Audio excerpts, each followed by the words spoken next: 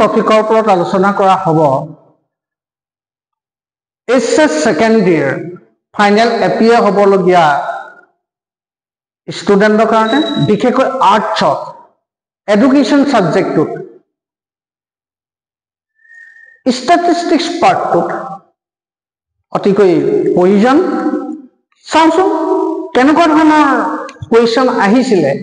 তাৰ ওপৰত আমি চকু ফুৰাওঁ প্ৰথমতে এইটো 2015ত আহিছিলে যে the third quartile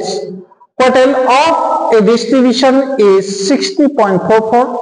and the quartile deviation is 6.5. Find out the first quartile of the distribution. অসমীয়াত আছে এখন বিভাজনৰ তৃতীয় চতুৰ্থক হৈছে 60.44 আৰু চতুৰ্থক বিচ্যুতি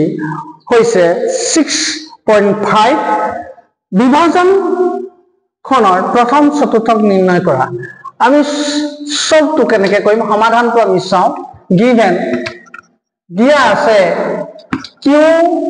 আমি quartile deviation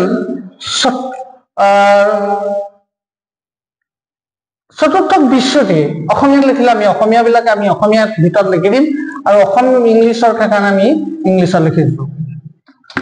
quartile deviation is equal to 6.5 Q3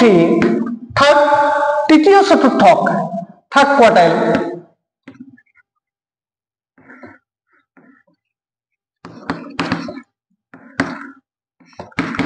(60.44) আৰু Q1 প্ৰথম চতুৰ্থক first quartile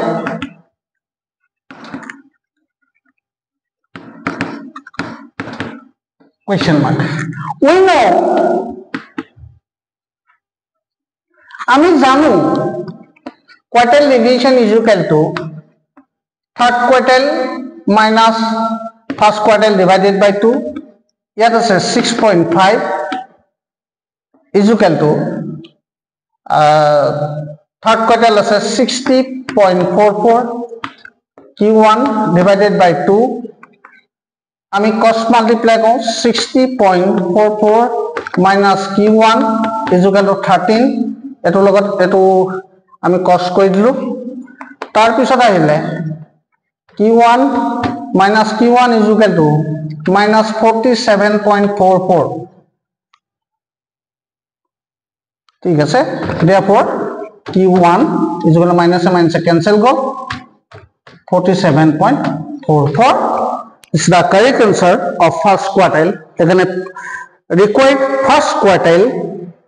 is 47.44 প্রথম চতুর্থ হইছে 47.44 thank you